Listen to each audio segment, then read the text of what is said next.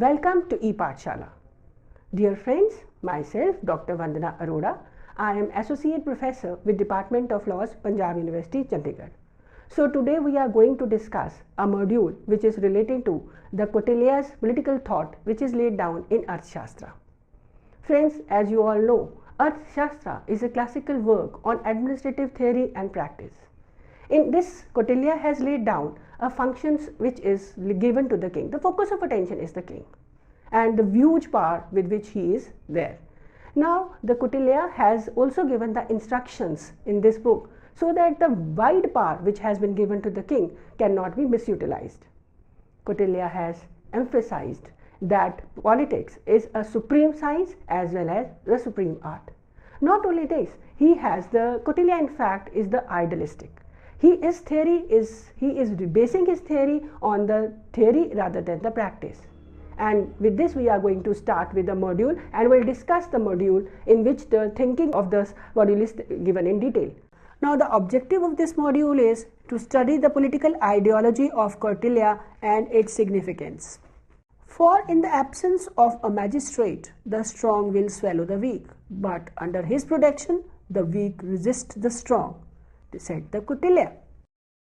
Now Kautilya was a prime minister during the regime of Mauryan dynasty, and establishment of empire owes to this eminent political thinker.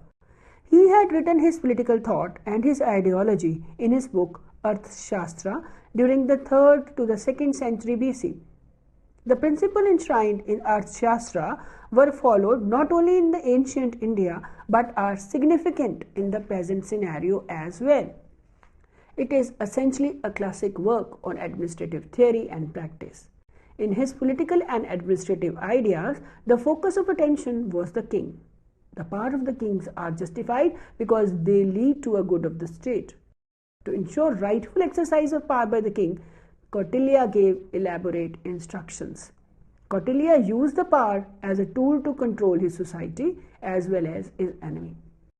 He also believed that it is the king's duty to seek material gain, spiritual good and pleasure. Kautilya thinks that for the king to attain these three goals, he must create wealth, have army and should conquer the kingdoms to enlarge the size of the state, strategically and not by war. Kautilya proclaimed that politics was the supreme science and supreme art. Kautilya was realistic than the theoristic. In this module, we will elaborately discuss Kautilya as a political thinker. Kautilya has written a book known as Arthashastra.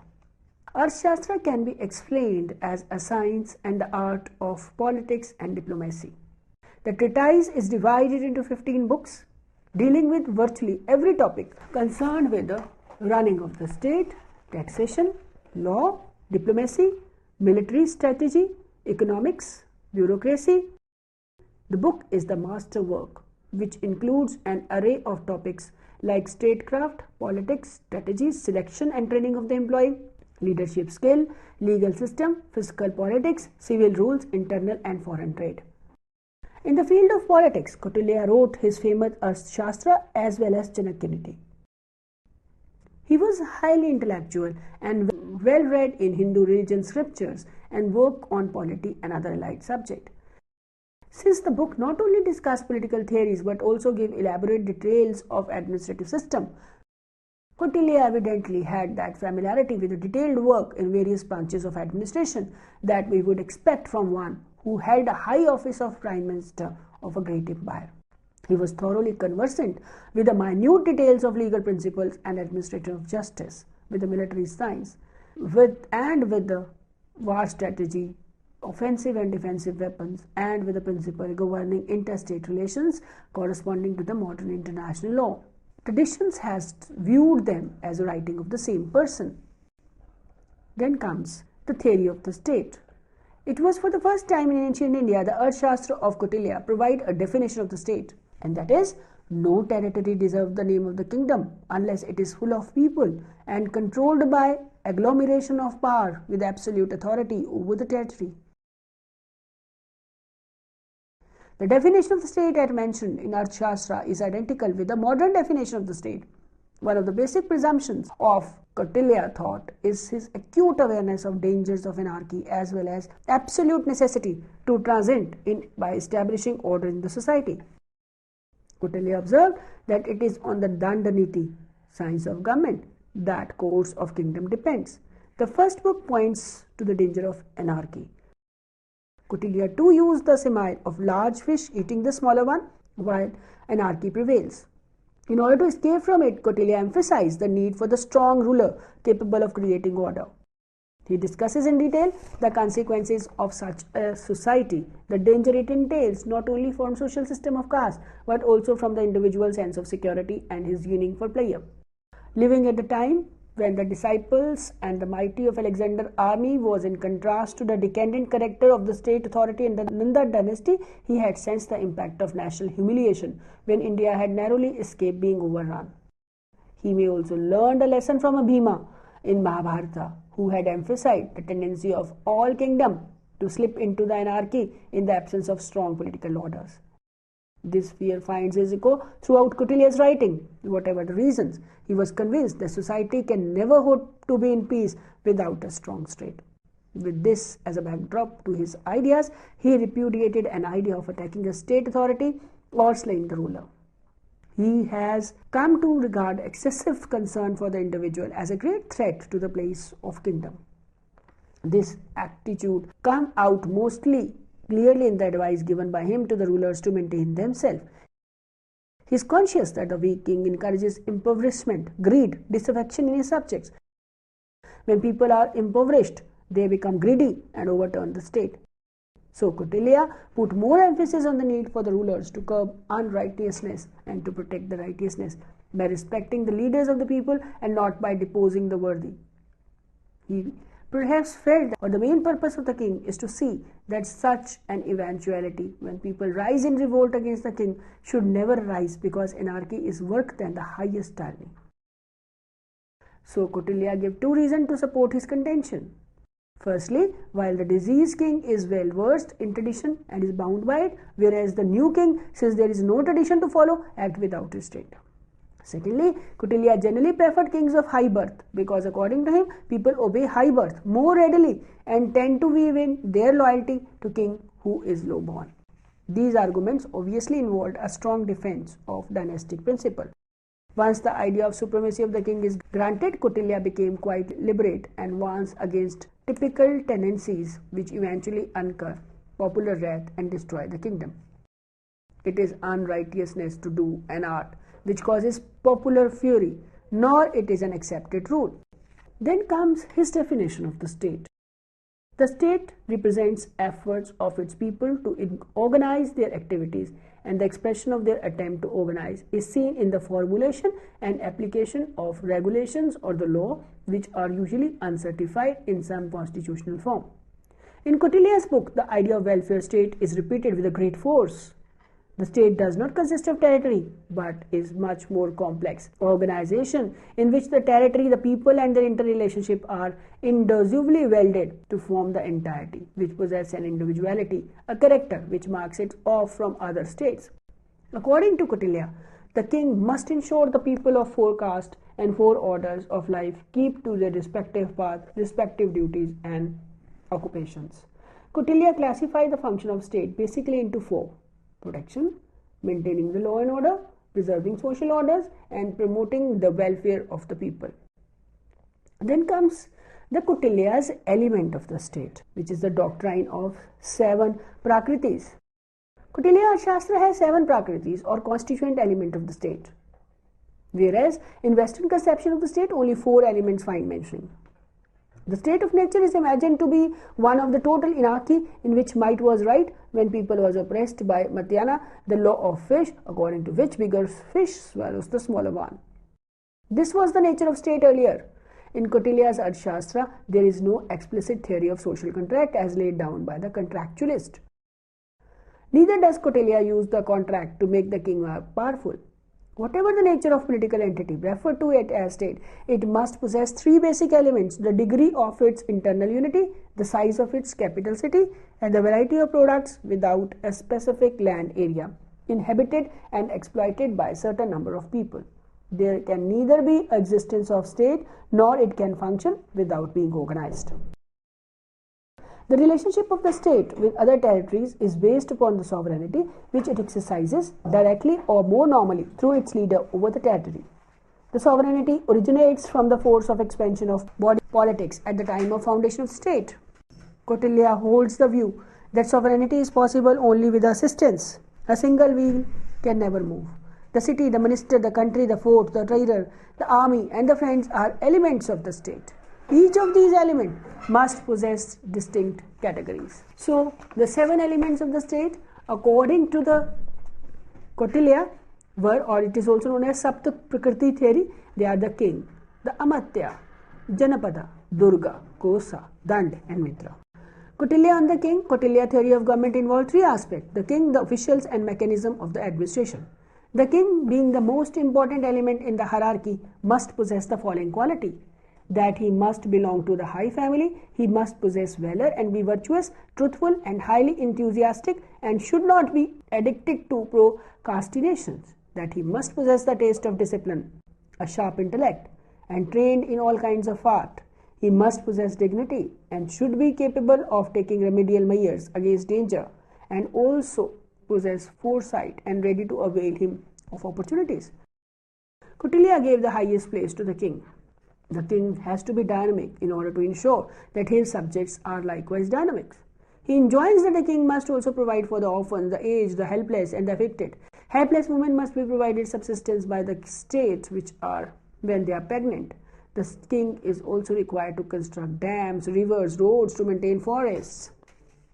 During famines, the king is asked to help the people by providing seed and provision.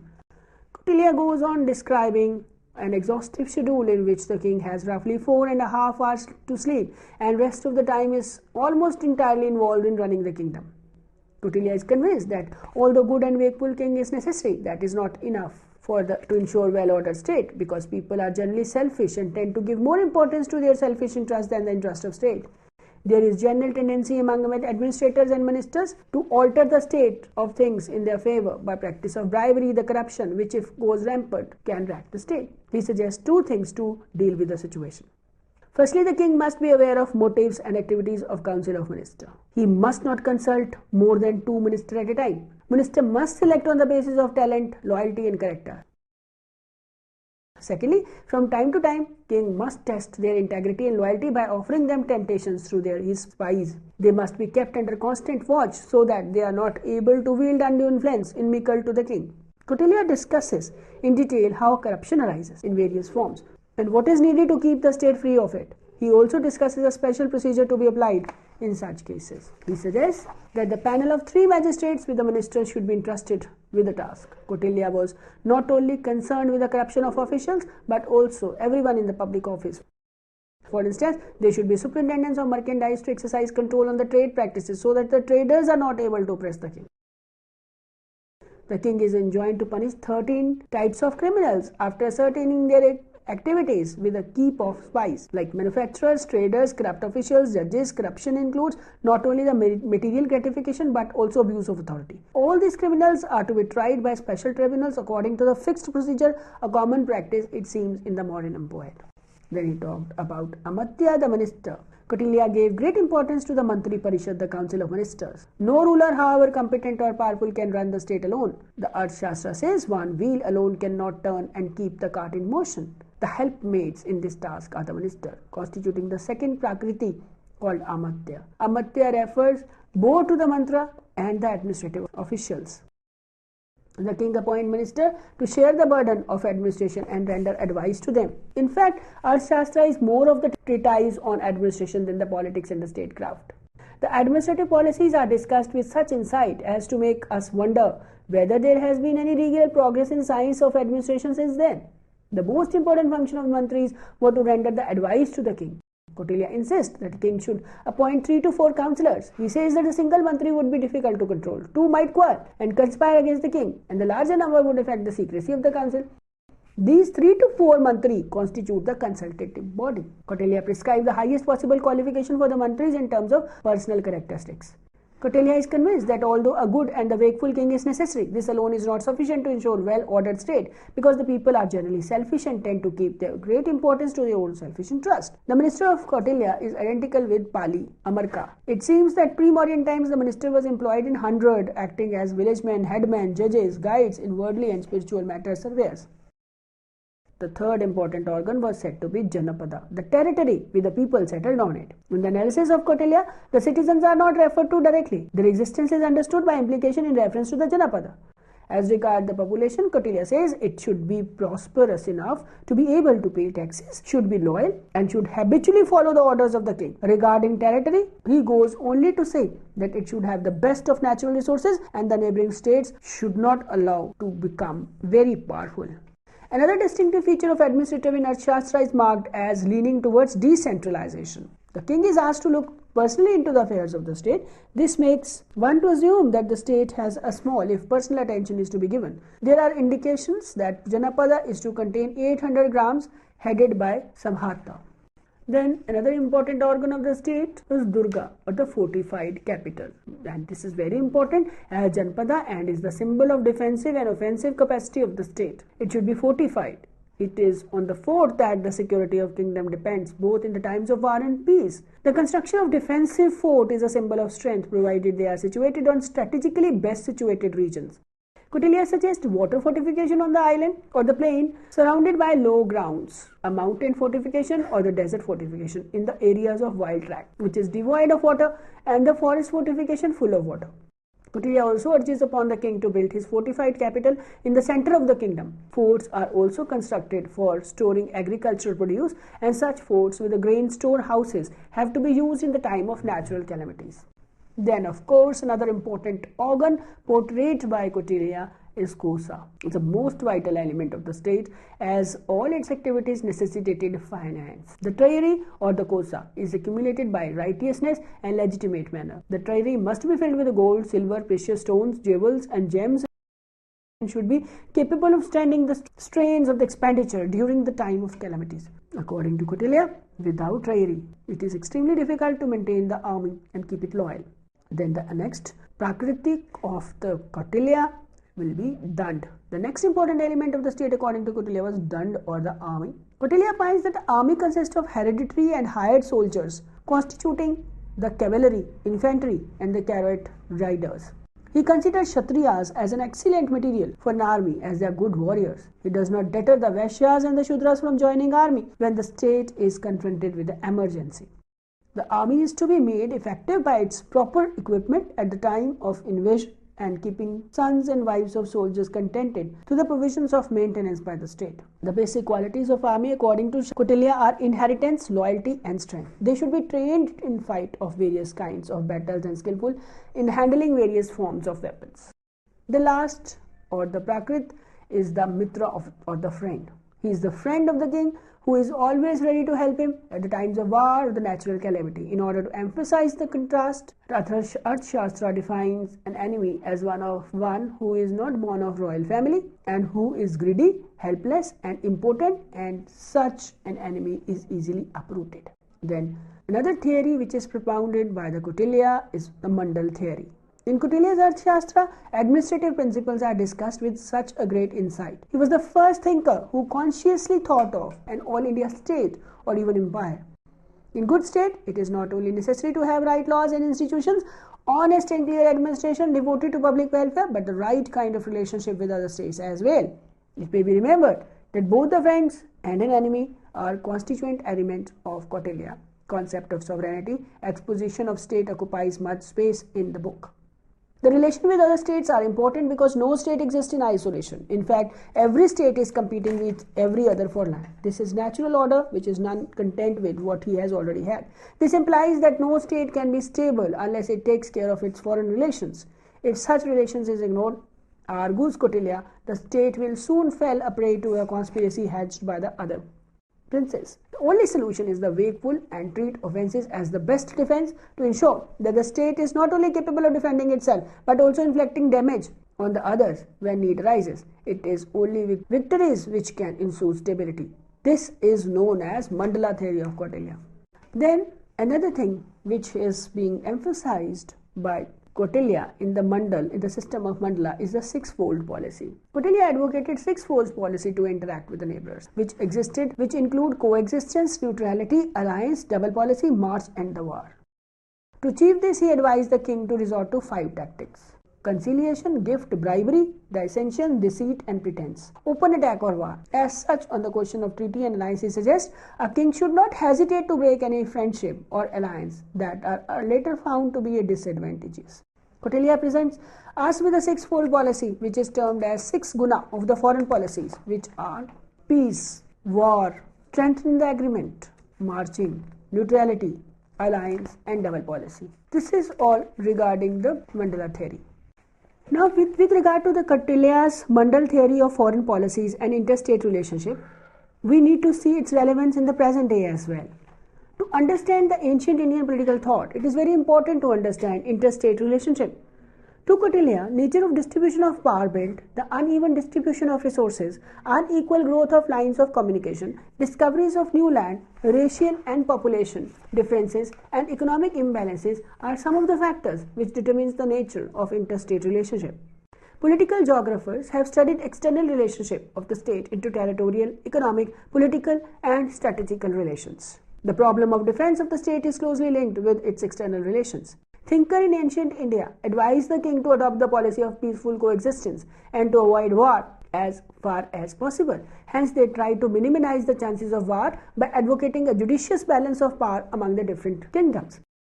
Extensive body of rules concerned with interstate relations in Kautilya's work contain the most complete as well as the most important contribution on the subject made by our ancient thinker. He recognizes that multiplicity of topographic features along with the political boundaries is a constant source for conflict and instability. He says whosoever built a fortification on strategically best fitted ground is able to maintain a balance of power. Instability of the boundary is a factor determining the mutual relations between the two states. Similarly, when the river flows across the territories of two states, conflict between the neighbors develop and arise out of the behavior of the state. On the other hand, if neighbors who are not in good terms defy the rules prescribed of the navigation, the presence of potential forest and pasture land is one's territory is another factor for mutual disharmony. According to Kautilya, the relationship between the two neighbors also depend upon the quality and the state of people of their representative territory. The primary objective and the goal of foreign policy has to be from equilibrium to the progress. The success of foreign policy would very much depend upon the combination of sound counsel and material resources, which would include revenue, army and enterprise. He discusses in detail the policies to be adopted by the king in dealing with a strong and equal and weak kingdom. The general feeling is that it is easier or preferable to deal with the unjust king, however strong, than a just king, however weak, because while in the case of attack on an unjust king, the population would desert the victim. In case of just king, it would be reversed. After going through this module, one can safely conclude that Kautilya's Arthashastra is a storehouse of information on the polity, economy and administration of the Mauryan times. The principle underlined in Kautilya's Arthashastra was not only relevant in the Mauryan times, but it has its relevance in the present day as well. It is the work which is being treated by the world over as the most authenticated and authoritative work. With this, I would like to conclude my lecture on this module. However, if you want to learn more, you can rely on certain books which I am recommending. For instance, you can rely on a book on Indian political thought by Vidya-mitra, or you can also rely on Maine's book on political science, and then there is a book which is known as the Indian History and Culture, which is published by Vidya-mitra, and these are, I think, will be sufficient for you to go into it. Thank you very much.